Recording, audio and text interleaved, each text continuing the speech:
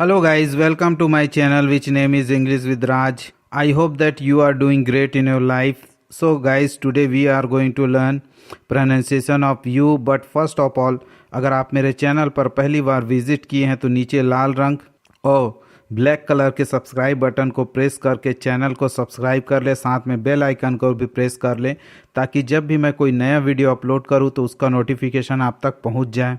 So let's learn pronunciation of you.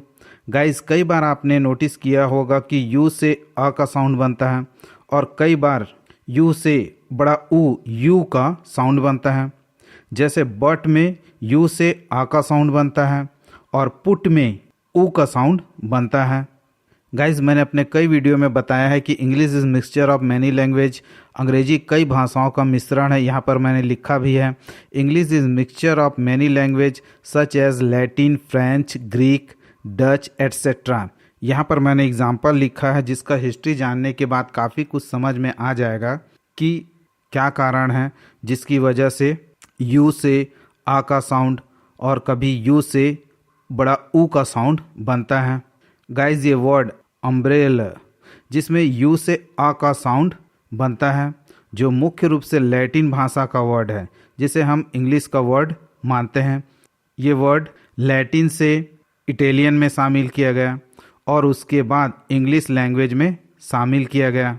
Second word use, जिसमें you से you का बड़ा ऊ का या यू का साउंड बनता है और ये भी लैटिन भाषा का वर्ड है जो लैटिन से फ्रेंच लैंग्वेज में गया और उसके बाद इंग्लिश लैंग्वेज में शामिल किया गया. इस प्रकार आपने देखा कि एक वर्ड कई भाषाओं में ट्रैवल करते हुए इंग्लिश में शामिल किया गया है. ये वर्ड हजारों साल पुराने हैं. तो पहले इसका प्रोनाउंसिएशन दूसरा था, दूसरे लैंग्वेज में गया तो फिर थोड़ा सा चेंज हुआ. इस तरह से प्रोनाउंसिएशन में काफ़ी अंतर हुआ. हिंदी हमारी राष्ट्रभाषा है, बट अगर आप साउथ में जाएंगे तो हिंदी में थोड़ा सा प्रोनाउंसिएशन में अंतर मिलेगा. पंजाब में जाएंगे तो वहाँ पर भी आपको हिंदी में थोड़ा सा अंतर मिलेगा. या अदर किसी स्टेट में जाएंगे जैसे महाराष्ट्र में जाएंगे तो हिंदी में थोड़ा सा उच्चारण में अंतर हो जाएगा. गुजरात में जाएंगे तो उच्चारण. तो इस तरह कई भाषाओं से गुजर के आने के बाद इनके उच्चारण में थोड़ा सा अंतर हुआ. इस तरह कई वर्ड कई भाषाओं में ट्रेवल करके इंग्लिश लैंग्वेज में शामिल हुआ. गाइस, ये जो वर्ड है जो लैटिन भाषा से लिया गया है जिसमें यू से अ ही उच्चारण किया गया और उसी यू से यू ही उच्चारण किया गया. इस वर्ड को बनाने वाले ही जानेंगे क्योंकि ये वर्ड हजारों साल पुराना है और इसका एक्यूरेट रीज़न किसी को नहीं पता. लैटिन भाषा प्राचीन भाषाओं में से एक है, बहुत पुरानी भाषा है. सो गाइस, कुछ रूल या पैटर्न हैं जिसके माध्यम से हम सीख सकते हैं कि कब कब यू से आ का साउंड बनता है और कब कब यू से यू का साउंड बनता है. सो गाइस, यू से ज़्यादातर दो प्रकार के साउंड बनते हैं, यू से आ और यू से बड़ा ऊ का साउंड या यू बनता है. गाइस, वाउल स्वर को दो कैटेगरी में बांटा गया है. गाइस, वाउल जिसे अपने कंट्री में कुछ लोग वोवेल करके प्रोनाउंसिएशन करते हैं, but IPA international phonetic alphabet के अकॉर्डिंग शुद्ध उच्चारण इसका वाउल होता है. सो वाउल को दो कैटेगरी में बांटा गया है.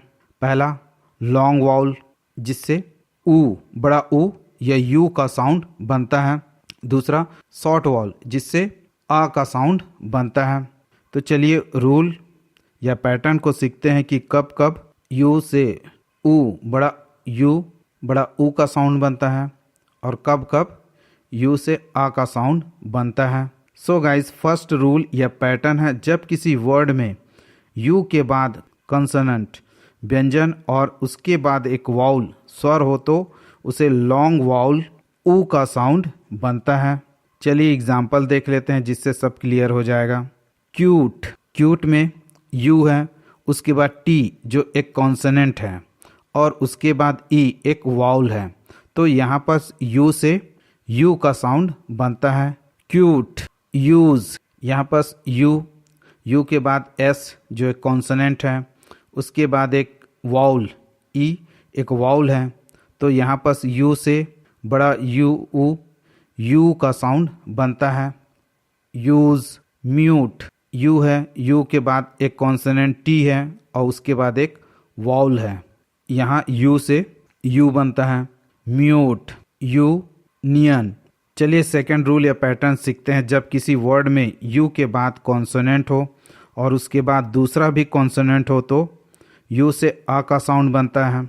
या हम इसे ऐसे भी बोल सकते हैं कि कॉन्सोनेंट हो उसके बाद यू हो उसके बाद दूसरा कॉन्सोनेंट हो, यानी कि दो कॉन्सोनेंट के बीच में यू हो तो उसका प्रोनाउंसिएशन अ की तरह, शॉर्ट वाउल अ की तरह किया जाता है। Example, under. यहाँ पास यू है, यू के बाद में एक कॉन्सोनेंट है एन, उसके बाद दूसरा भी कॉन्सोनेंट है डी, तो यहाँ पास यू का प्रोनाउंसिएशन अ की तरह किया गया। Second, curd. यू है, यू के बाद में आर है, आर के बाद में डी है। यू के बाद आर जो एक कॉन्सोनेंट है, डी दूसरा ये भी कॉन्सोनेंट है, तो यहाँ पास यू से आ का साउंड बना, कर्ड। या हम बोले सी एक कॉन्सोनेंट है उसके बाद में यू है उसके बाद आर है, तो दो कॉन्सोनेंट के बीच में यू है तो इसका प्रोनाउंसिएशन अ की तरह किया जाता है। बर्न, बर्न में यू है, यू के बाद में आर है, कॉन्सोनेंट है, एन कॉन्सोनेंट है, तो यहाँ पास अ की तरह उच्चारण किया गया, बर्न। अर्जेंट, यू के बाद में आर एक कॉन्सोनेंट उसके बाद जी एक कॉन्सोनेंट, इसीलिए यहाँ पास आ का उच्चारण किया गया। चलिए गाइस थर्ड रूल को देखते हैं। जब किसी वर्ड में यू हो और उसके बाद कोई कॉन्सोनेंट हो और वर्ड वहीं पर समाप्त या इंड हो जाए तब भी यू से शॉर्ट वाउल अ का साउंड बनता है। फॉर एग्जाम्पल, अप, यू उसके बाद पी एक कॉन्सोनेंट, तो इसका अ की तरह प्रोनाउंसिएशन किया गया, अप।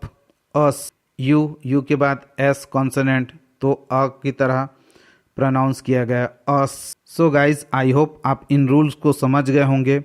बट आपको कोई ऐसा वर्ड मिले जो इन रूल्स को फॉलो नहीं करता, इन रूल के अगेंस्ट में है, तब आपको उस वर्ड की हिस्ट्री पता करना चाहिए और किस भाषा का वर्ड है और उसका उच्चारण क्या है, क्योंकि कोई भी वर्ड मोस्टली इंग्लिश लैंग्वेज में शामिल हो जाता बट उसका प्रोनाउंसिएशन उसके ओरिजिनल लैंग्वेज के प्रोनाउंसिएशन के अनुसार ही किया जाता है।